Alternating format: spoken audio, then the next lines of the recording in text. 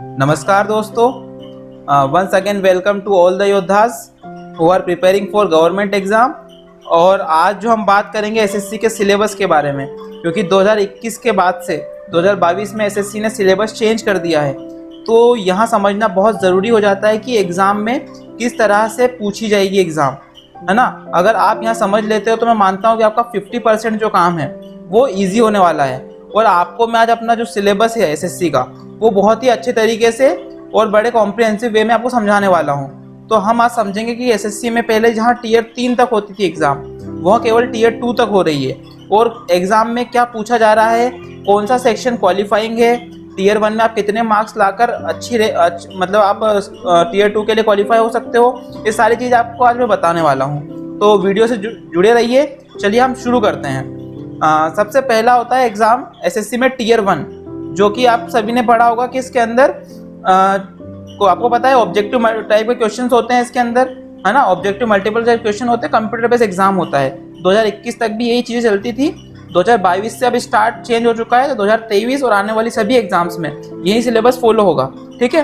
तो इसके अंदर क्या होता है कि 100 क्वेश्चन आते हैं, है ना। 200 नंबर का होता है। एक क्वेश्चन आपका कितने नंबर का होगा, यहाँ पे 2 नंबर का। एक क्वेश्चन आपका हुआ 2 नंबर का, ठीक है। तो आपके टोटल नंबर हुए 200, जिसके अंदर आपका सिलेबस क्या क्या आता है कि रीजनिंग आती है 25 क्वेश्चन रीजनिंग के, जो कि 2 नंबर का एक क्वेश्चन तो 50। सिमिलरली रीजनिंग के बाद आपका आता है जनरल अवेयरनेस या जीके जिसको बोलते हैं। फिर आता है क्वांटिटेटिव एप्टीट्यूड या मैथ्स, और चौथा होता है इंग्लिश, ठीक है। तो ये सभी कुल मिला के 25-25 क्वेश्चन हर सेक्शन के आते हैं। आपको पूरा 1 घंटे का टाइम मिलता है। तो इस 1 घंटे में आपको यहाँ पूरे 100 क्वेश्चन करना है। तो आप समझ सकते हो कि टाइम का कितना ज़्यादा रोल होता है एसएससी में, ठीक है। तो आपको समझने वाली चीज़ ये होगी कि 2021 से पहले तक तो जो भी चीज़ें होती थी, लेकिन 2022 में अब ये हो गया है, 2023-24 जो आने वाली सभी एसएससी के एग्जाम्स हैं, वहाँ पे टियर 1 आपको क्वालिफाइंग ही करना है। क्वालिफाइंग इन नेचर है आपका। इससे का क्या मतलब हुआ है, साफ शब्दों में समझें तो क्वालिफाई करने का मतलब है कि जो अगर आप मिनिमम कट ऑफ भी इसका क्लियर कर देते हो तो आप टियर 2 के लिए क्वालिफाई कर जाते हो। और आपको जो है कोई टेंशन लेने की ज़रूरत नहीं है मेंस के लिए कि आपने टियर 1 में कम स्कोर किया है तो क्या मेंस पे उसका इफेक्ट पड़ेगा, बिल्कुल नहीं। यहाँ क्वालिफाइंग का मतलब है जैसे मान लो एसएससी 200 नंबर का पेपर करवा रही है, तो जनरली कट ऑफ जो है 120-25 के आसपास ही जाता है जनरली। इस बार भी 120 के आसपास ही कट ऑफ गया है, ठीक है। तो अगर आप वो कट ऑफ भी क्वालिफाई कर जाते हो तो आप मतलब टियर 2 या मेंस देने के लिए एलिजिबल हो बढ़िया तरीके से। तो आपको ये डरने की जरूरत नहीं कि मेरा टियर 1 में कम स्कोर होता है भी, है ना, तो भी आप मेंस में अच्छा स्कोर करके रैंक ला सकते हो, क्योंकि इसके बेस पे मेरिट नहीं बनेगी। समझ में आ गया ना। यहाँ पे मेरिट का कोई इसमें रोल नहीं है, केवल क्वालिफाइंग इन नेचर है। तो अगर मान लो अभी जुलाई में आपका 2023 का जो है पेपर होने वाला है एसएससी का, तो अगर आपकी तैयारी ठीक ठाक ही है, अभी बहुत अच्छा आप नहीं कर पा रहे हो, मॉक में अगर आप देते हो मॉक टेस्ट और वहाँ पे 100-110 नंबर भी आ रहे हैं, तो आप डरिए मत, घबराइए मत। आप थोड़ी तैयारी को और पुख्ता कीजिए, तो आप 130-40 नंबर भी ले आओगे ना तो बढ़िया है आपका, मतलब आराम से क्लियर हो जाएगा कट ऑफ। तो आप टेंशन ना लें उस चीज़ की। आपको बढ़िया तरीके से टियर 1 पे फोकस करना है और फिर उसके बाद आपको मेंस देना है। तो हम समझेंगे कि मेंस में किस तरह के क्वेश्चंस मतलब क्या पैटर्न रहेगा मेंस का। तो चलिए, आपको टियर 1 समझता हूँ कि पूरी तरह से क्लियर हो गया होगा, ठीक है। टियर 2 पे हम आ जाते हैं। एक्चुअल में टियर 2 में जो है इस तरीके का पैटर्न रहने वाला है, ये आपके लिए बहुत मेन होगा, क्योंकि इसी के थ्रू आपकी मेरिट बनेगी। फाइनल सिलेक्शन मेंस के थ्रू ही होगा। अब 2023 का जैसे एग्जाम है प्री का जुलाई के अंदर शेड्यूल हुआ है, तो जो मेंस होगा वो आप मान सकते हो 2 से 3 महीने के बाद उसमें, यानी कि सितंबर या अक्टूबर में जो है आपका एग्जाम मेंस को देखने का मिलेगा। तो उसका पैटर्न कैसे रहने वाला है, क्वेश्चंस आपका जो आएगा एग्जाम में वो किस तरीके का आएगा, और मेंस में क्या कोई चीज़ क्वालिफाइंग है, हम वहाँ समझेंगे। तो ठीक है, आपको मैं बता देता हूँ मेंस का पेपर 2 शिफ्ट में होता है।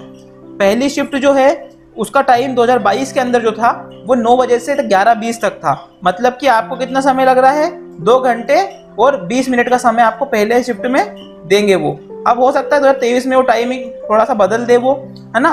2023 में हो सकता है वो टाइमिंग कुछ और भी कर सकते हैं, लेकिन 2 घंटे 20 मिनट का समय तो आपको रहेगा ही रहेगा पेपर में। हो सकता है 10 से शुरू करें और उसके हिसाब से खत्म करें। लेकिन शिफ्ट 2 भी जो है आपकी वो केवल 30 मिनट की है। उसके अंदर आपको कुछ नहीं, टाइपिंग करनी रहती है।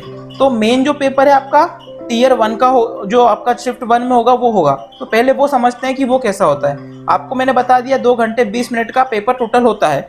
तो यह पेपर आपका जो होगा वो 3 सेक्शन में होता है, ठीक है। कितने सेक्शन में होगा, 3 सेक्शन में। पहला सेक्शन जो आपका होता है वो रहेगा 1 घंटे का, ठीक है। मतलब 9 बजे का टाइमिंग जैसे था पेपर का, तो 10 बजे तक आपका पहला सेक्शन रहेगा, जिसके अंदर आपको पूछेंगे मैथ्स और रीजनिंग, ठीक है।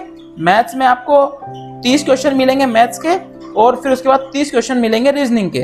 अब सेक्शन से यहाँ पे मतलब ये है टोटल 60 क्वेश्चन हो गए। एक क्वेश्चन आपका 3 नंबर का हुआ है ना। एक क्वेश्चन कितने नंबर का हुआ है? 3 नंबर का। तो टोटल आपके कितने 180 मार्क्स बन जाएंगे, है ना। 180 आपकी जो है मार्क्स बन जाएंगे यहाँ पे।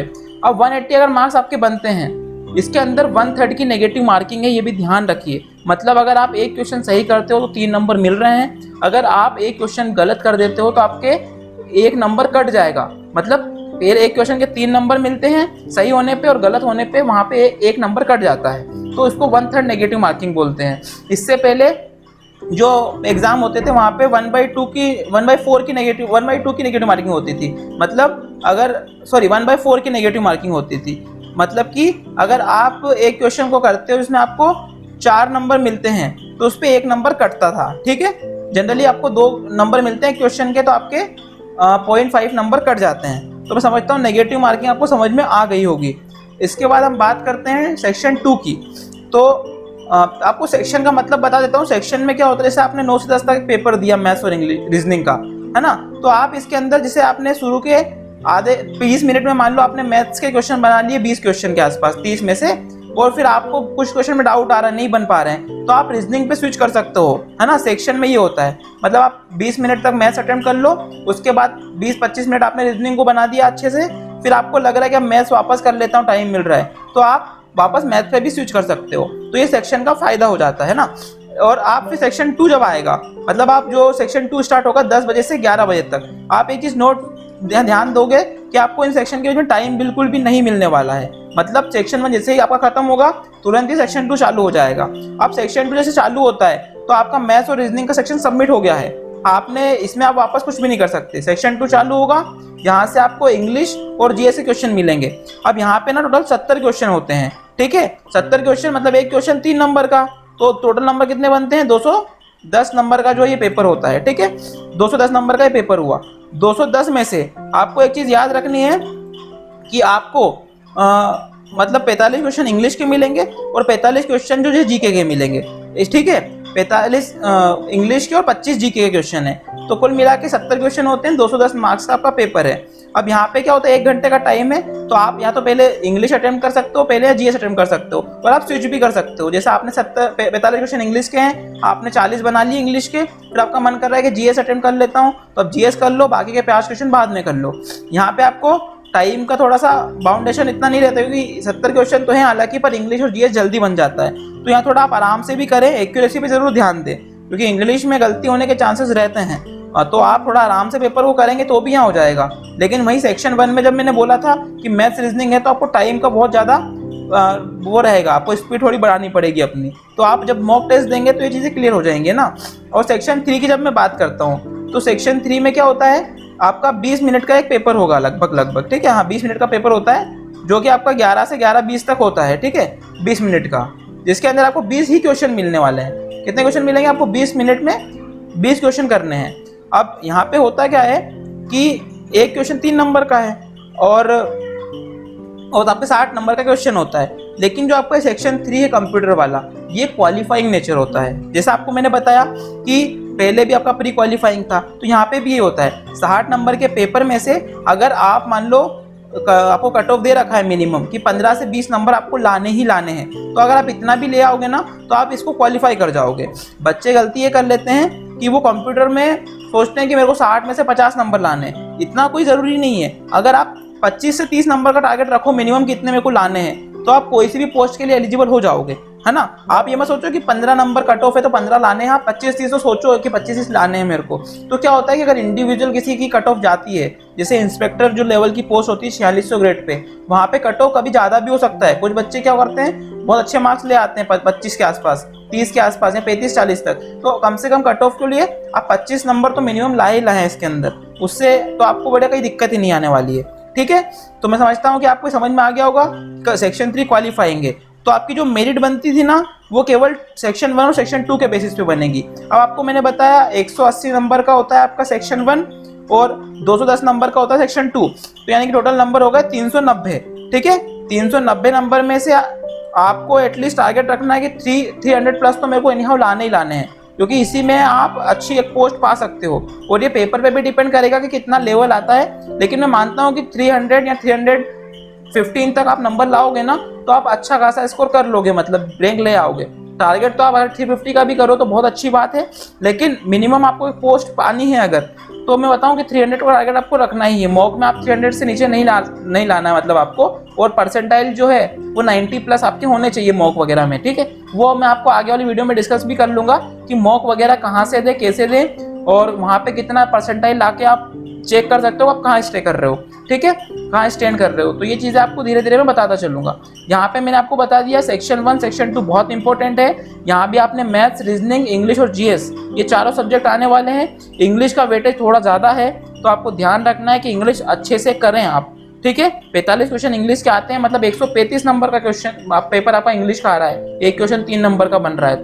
तो आपको बिल्कुल भी लापरवाही नहीं बरतनी है, और 1/3 की नेगेटिव मार्किंग है, तो आपको गलती होने के चांसेस कम से कम करने हैं, क्योंकि आप अटेम्प्ट भले ही जैसे 130 क्वेश्चन आपके आ रहे हैं, 130 क्वेश्चन का पेपर आपका है, और अगर आप यहाँ पे मान के चलिए 130 में से आपने 110 क्वेश्चन भी अटेम्प्ट करें, लेकिन आपकी एक्यूरेसी बढ़िया है, एक नंबर 105 क्वेश्चन के आसपास के सही जाते हैं, तो आप 300 प्लस वैसे भी कर लोगे स्कोर। ठीक है ना, तो आप है ना एक्यूरेसी पे ध्यान दीजिए, बहुत हाई पेजेंट मत करिए, चीज़ों को फैलाइएगा मत, है ना। तो मैं मानता हूँ ये चीज़ आपको समझ में आ गई, सेक्शन 1 कैसा होता है, सेक्शन 2 कैसा होता है, सेक्शन 3 कैसा होता है ना। उसके बाद आपने बताई शिफ्ट 2 भी होती है इसमें। शिफ्ट 2 में क्या होता है, आप जैसे 11-20 पे इस बार पेपर खत्म हुआ है, आपका पेपर 11-20 पे खत्म हो गया, फिर आपको वो 11:30 के आसपास छोड़ देंगे कि आपको जो भी खाना पीना करना है, नाश्ता वगैरह आप कर लीजिए। फिर आपकी होती है शिफ्ट 2, वो आपका टाइम रहेगा लगभग 2 बजे से 2:30 बजे के बीच में, 30 मिनट या 27 मिनट का पेपर होता है। तो उसमें क्या होता है, पहले के जो 10 मिनट रहेंगे आपके, उसमें आपको क्या करना है, मॉक टेस्ट देना है टाइपिंग का, है ना। पहले जो 10 मिनट होते हैं उसमें क्या देना है आपको, मॉक टेस्ट देना है टाइपिंग का। मैं आपको बता देता हूँ कि 10 मिनट में आपको देना है एक मॉक टेस्ट। ठीक है, आपने देना है मॉक टेस्ट कितने, 10 मिनट का। ठीक है, उसके बाद प्लस 3 मिनट का आपका क्या होता है यहाँ पे, ब्रेक। ठीक है, ब्रेक होता है ना, ब्रेक। ठीक है, 3 मिनट का आपका हो गया ब्रेक। अब आपको क्या करना है, उसके बाद आपको मेन टाइपिंग देना है। बच्चे बहुत कंफ्यूज होते हैं, वो शुरुआत के जो 10 मिनट होते हैं उसी में टाइपिंग समझ लेते हैं कि उसी में टाइपिंग है, और उसमें नहीं होता है एक्चुअल में। मेन जो टाइपिंग है वो होगी आपकी, ठीक है, मेन टाइपिंग होगी। तो आपको क्या समझना है यहाँ पे कि आपको पहले 10 मिनट में जो मॉक देना है, उसके बाद जो है आपको 3 मिनट का ब्रेक मिलेगा, उसके बाद 15 मिनट की जो है आपकी मेन टाइपिंग होने वाली है। ठीक है, ये समझ में आ गया आपको। और पहले आप 10 मिनट जो आपको मिलते हैं जो टाइपिंग के, उसमें आप कीबोर्ड वगैरह चेक कर सकते हो कि कैसे क्या कीबोर्ड चलता है, क्योंकि टाइपिंग भी बहुत इंपॉर्टेंट हो जाती है। 15 जो आपका फिर मेन टेस्ट रहता है उसमें आपको 2000 की डिप्रेशन जो है वो करने रहते हैं। ठीक है, तो 2000 की डिप्रेशन मतलब आपको 15 मिनट में करना है। तो अगर आप टाइपिंग स्पीड देखें तो आपको 27 वर्ड पर मिनट मिनिमम चाहिए, तो आप घर से ना 35 वर्ड पर मिनट की टाइपिंग लेके जाइए, क्योंकि बहुत सारे बच्चे यहाँ पे भी डिस्क्वालीफाई हो गए हैं इस बार। तो आपको टाइपिंग बढ़िया से करनी है। आप 35 वर्ड पर मिनट करके जाओगे ना तो आप 30 तो आराम से ले आओगे वहाँ पे, तो आपको डाउट नहीं रहेगा। मैं तो मानता हूँ 40 तक करके जाओ बढ़िया तरीके से, आपको टाइम मिल रहा है, रोज आधा घंटा प्रैक्टिस करोगे घर पे बैठ के तो आराम से टाइपिंग भी हो जाएगी। तो इतना टेंशन लेने की जरूरत इस सेक्शन में नहीं है। तो मैं मानता हूँ कि आपको टीयर 2 तक का सिलेबस यहाँ समझ में आ गया होगा। अब आगे बढ़ते हैं, एक और चीज़ बहुत इंपॉर्टेंट है यहाँ पे, वो क्या है, वो है आपकी एक और पेपर होता है, आपने सुना होगा। इसके अलावा पेपर, ये मेंस तक तो ठीक है, ये आपका मेन पेपर है, लेकिन इसके अलावा भी स्टैटिस्टिक्स और जनरल स्टडीज करके पेपर होता है। ये आपका जैसे मेंस हो जाता है उस तारीख को नहीं रहता, ये अलग दिन में होता है। तो इनका क्या फंडा है, तो जैसे क्या होता है, जब आप प्री की एग्जाम देते हो ना, आपने बोला कि प्री इस बार क्वालिफाइंग इन नेचर है, लेकिन होता है क्या, उसमें भी आपके कट ऑफ जाता है इंडिविजुअल। कट ऑफ कैसा, जैसे मान लो आपका 115 से 120 नंबर मान के चलो कट ऑफ गया कि आप मेंस में बैठ सकते हो, लेकिन इन दोनों पेपर का कट ऑफ ज़्यादा जाता है। लेकिन आप जैसे आपने मान लो 200 में से लाए 150 नंबर प्लस, तो आप लगभग इनका कट ऑफ क्लियर कर जाते हो, इनका कट ऑफ ज़्यादा जाता है। तो इन पेपर में क्या होता है ना, स्टैटिस्टिक्स का पेपर होता है एक, तो पेपर 2 जिसको बोलते हैं, और पेपर 3 होता है जनरल स्टडीज, जिसके अंदर फाइनेंस या इकोनॉमिक्स पूछते हैं। तो होता क्या ना, ये कुछ स्पेसिफिक पोस्ट के लिए होता है। जैसे स्टैटिस्टिक्स में कुछ पोस्ट निकलती है तो उसके लिए पेपर 2 देना रहता है। तो आपको मैंने बता दिया कि कट ऑफ निकलता है इंडिविजुअल 150 प्लस, आपको प्री में अगर नंबर है तो आप दोनों कट ऑफ भी लगभग क्लियर कर जाते हो। तो स्टैटिस्टिक्स के लिए आपको क्या होता है, कि उसको नॉलेज होना चाहिए आपको स्टैटिस्टिक्स का। और जो फाइनेंस एंड इकोनॉमिक्स की बात करें अपन, तो इसके लिए डबल AO की एक पोस्ट होती है जो कि आपकी होती है 4800 ग्रेड पे की, है ना। तो आपको मेन पेपर जनरली बच्चे यहाँ पे रहते हैं कि डबल AO करके होता है, असिस्टेंट ऑडिट ऑफिसर की पोस्ट। कौन सी पोस्ट? डबल AO, है ना, जिसके अंदर आपको होती है 4800 ग्रेड पे की। ये एक ही ऐसी पोस्ट है जो कि गजेटेड है इसके अंदर, और 4800 ग्रेड पे की है ये, मतलब गजेटेड तो और भी है लेकिन 4800 ग्रेड पे की एक ही पोस्ट है। तो आपको ये समझना होगा कि इसका जो है क्रेज थोड़ा ज़्यादा मतलब रहता है कुछ बच्चों में कि यार 4800 ग्रेड पे है, लेकिन जिनका फाइनेंस और इकोनॉमिक्स अच्छा होगा वो बंदा एग्जाम ये दे तो ज़्यादा बेटर रहता है, वरना आप बढ़िया मेंस का एग्जाम दो। और जिन बच्चों को लगता है कि यार मैं कट ऑफ क्वालिफाई कर चुका हूँ फाइनेंस और इकोनॉमिक्स का, वो भी इसका पेपर दो बढ़िया तरीके से। इसमें कोई आपको ज़्यादा एक्स्ट्रा एफर्ट भी नहीं डालने रहते हैं, आपका जो मेंस है वो तो बढ़िया तरीके से हो रहा है। आप केवल एग्जाम में जाके इसमें बैठ जाइए, और आपने अगर पढ़ाई नहीं भी की है और आपके ठीक ठाक मार्क्स भी आ जाते हैं ना, तो यहाँ पे आपके चांसेस बनते हैं निकलने के। क्योंकि होता है क्या ना, 150 प्लस नंबर 200 में से जो प्री में है वो कुछ ही बच्चों को आ पाते हैं। 150 प्लस नहीं, कई बार तो 160 प्लस नंबर पे भी कट ऑफ जाता है इसका मिनिमम एग्जाम में बैठने के लिए। तो आप अगर तैयारी नहीं भी कर रहे हैं और थोड़ा यहाँ पढ़ के चले जा रहे हैं, तो भी आप इनका पेपर दे दीजिए। तो आपको थोड़ा सा इसमें क्या होगा कि अगर हो जाता है तो बहुत अच्छा है, 4800 ग्रेड पे है, डबल AO का है। आप इसको और भी नेट पे जाके सर्च कर सकते हैं डबल AO का क्या होता है, पढ़ना चाहिए नहीं पढ़ना चाहिए। वरना जो आपका Tier 2 तक मैंने बताया है वो तो बिल्कुल कंपलसरी है आप सभी के लिए, आप उसको बढ़िया तरीके से कर लीजिए। और मैं मानता हूँ कि आप अगर सिलेबस अच्छे से कर लेंगे तो जो 50% कमांड है आपकी ना, वो बढ़िया मतलब बना लेंगे इसके अंदर एग्जाम में। सिलेबस बहुत इंपॉर्टेंट होता है, और मैं आपको एक बार और बोलूँगा कि सिलेबस आप अच्छे से 1-2 बार देख के जाइए। और मैं इसके बाद आपको अगली वीडियो में बता दूंगा कि क्या सोर्स आप ले सकते हो, मतलब मैंने क्या सोर्स यूज़ किए हैं, क्योंकि मेरा 4 से 5 गवर्नमेंट एग्जाम में हुआ है और बहुत जो भी एग्जाम में दे रहा हूँ बहुत अच्छे स्कोर से क्लियर हो रही है। तो मेरे जो सोर्स हैं वो बड़े ऑथेंटिक रहे हैं, और मैं आपको अच्छे तरीके से बता पाऊंगा कि आप अपनी तैयारी को कितने अच्छे कम समय में और अच्छी तरीके से कैसे कर सकते हैं। तो अगर जानने के लिए फिर आगे जुड़े रहिएगा मेरे चैनल से। आज के लिए आप सभी लोगों से नमस्कार, मिलते हैं अगली वीडियो में कुछ नई बातों के साथ। धन्यवाद।